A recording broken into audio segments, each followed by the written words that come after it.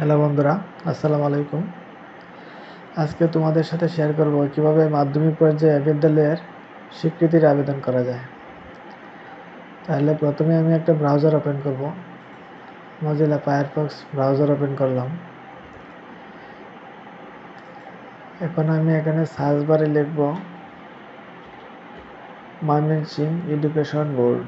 Mymensingh education board, যার যে board আছে তার সেই বোর্ডটাই লিখে এখানে সার্চ করবে। ঢাকা বোর্ড হলে ঢাকা বোর্ড, ময়মনসিংহ হলে ময়মনসিংহ বোর্ড, যার যে বোর্ড আছে সেটাতে লিখে এখানে সার্চ দিতে হবে। এই যে ময়মনসিংহ এডুকেশন বোর্ড, তখন এরকম একটা ওয়েবসাইট ওপেন হবে। ঢাকা বোর্ড হলে এরকম একটা ওয়েবসাইট ওপেন হবে, ময়মনসিংহ বোর্ড তো ওপেন হলোই। ঢাকা বোর্ড হলে এখানে থাকবে অনলাইন অ্যাপ্লিকেশন, এখানে ক্লিক করে আবেদন করতে হবে। আর ময়মনসিংহ বোর্ডে ই সেবায় ক্লিক করতে হবে। নিচে স্ক্রল করে নিচে আসলে দেখা যাবে না ই সেবাতে ক্লিক করতে হবে। এখন এখানে আছে শাখা, বিদ্যালয় শাখা হলে বিদ্যালয় শাখা, কলেজ শাখা হলে কলেজ শাখা। আমি বিদ্যালয় শাখায় দিলাম। আবেদনের বিষয় মাধ্যমিক পর্যায়ে বিদ্যালয়ের স্বীকৃতি নবায়নের আবেদন, আমি এখানে ক্লিক করলাম। এখন এখানে আছে EIN এবং পাসওয়ার্ড। প্রত্যেকটা প্রতিষ্ঠানের একটি করে EIN নাম্বার আছে, এটা এখানে বসাতে হবে এবং এখানে পাসওয়ার্ড দিতে হবে। এখানে EIN নম্বর এবং এখানে পাসওয়ার্ড দিয়ে নেক্সটে ক্লিক করতে হবে। নেক্সটে ক্লিক করার পরে এরকম একটা ওয়েবসাইট ওপেন হবে। এখানে প্রতিষ্ঠানের নাম অটোমেটিক আসবে, প্রধান শিক্ষক লেখা থাকবে। এখানে আবেদনকারী মোবাইল নম্বর দিতে হবে। আবেদনকারী মোবাইল নম্বর বলতে প্রতিষ্ঠান প্রধানের একটি মোবাইল নম্বর এখানে দিতে হবে।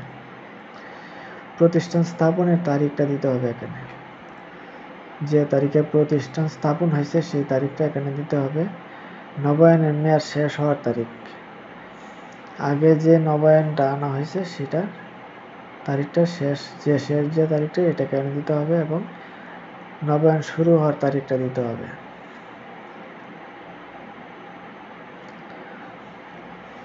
তারপরে এখানে JSC অথবা SSC দুইটা থেকে একটা 3 বছরের ফলাফল দিতে হবে।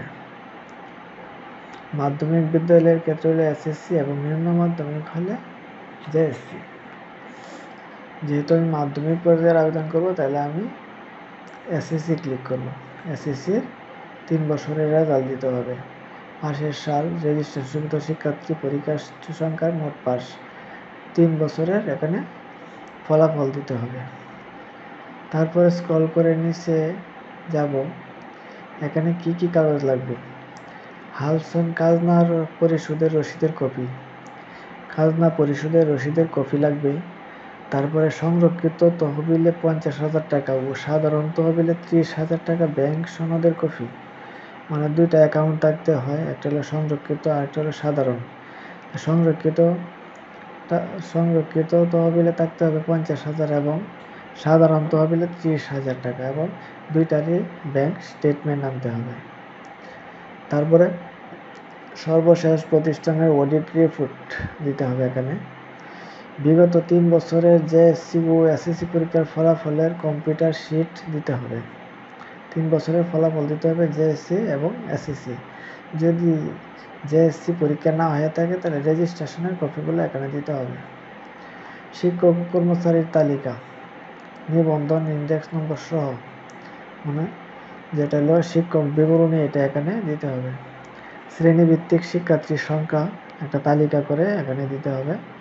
কমিটির একটা রেজুলেশন করবে, সেই রেজুলেশনটা এখানে দিতে হবে। বিগত কমিটি অনুমোদনের প্রধান শিক্ষক কর্তৃক সত্যায়িত ফটোকপি, মানে বিগত যে কমিটির কাগজটা ছিল সেই কমিটির কাগজটা এখানে দিতে হবে। সর্বশেষ স্বীকৃতি নবায়নপত্রের ফটোকপি, সর্বশেষ আগে যে স্বীকৃতি এটা আনা হয়েছে সেই কপিটা এখানে দিতে হবে। আমার সবগুলো ফাইল আপলোড হয়ে গেলে আমি আবার স্ক্রল করে সবগুলো ভালো করে দেখব। যদি সঠিক থাকে তাহলে এখানে ক্লিক করতে হবে। আমি এই মর্মে প্রত্যয়ন করছি যে আবেদনে বর্ণিত সকল তথ্য সঠিক আছে। কোনো ভুল বা অসম্পূর্ণ তথ্যের জন্য আবেদনটি বাতিল হলে বোর্ড কর্তৃপক্ষ দায়ী থাকবে না। তাহলে এখানে ভুল হলে কর্তৃপক্ষ দায়ী থাকবে না, প্রতিষ্ঠানকে দায়ভার নিতে হবে। তাই ভালোভাবে সেটা দেখতে হবে, দেখে সাবমিট দিতে হবে। এখানে সাবমিট দেওয়ার পরে পেমেন্ট শিট আসবে। পেমেন্ট শিট আসলে সেটা বিকাশেও দেওয়া যাবে, আবার সেই শিটটা ব্যাংকের মাধ্যমে টাকাটা পরিশোধ করা যাবে। এবং ইউজার আইডি এবং পাসওয়ার্ড দিবে মোবাইলে মেসেজের মাধ্যমে।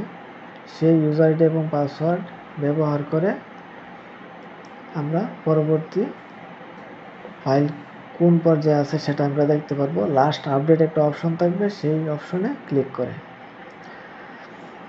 তাহলে বন্ধুরা, আজকে এ পর্যন্তই। আমি তোমাদেরকে দেখালাম কিভাবে মাধ্যমিক পর্যায়ে স্বীকৃতির আবেদন করতে হয়, A to Z দেখালাম। তারপরে যদি কোনো সমস্যা থাকে আমাকে ইনবক্সে অবশ্যই জানাবে, আমি সমাধান করার চেষ্টা করব। আজকে এ পর্যন্তই। থ্যাংক ইউ, ধন্যবাদ।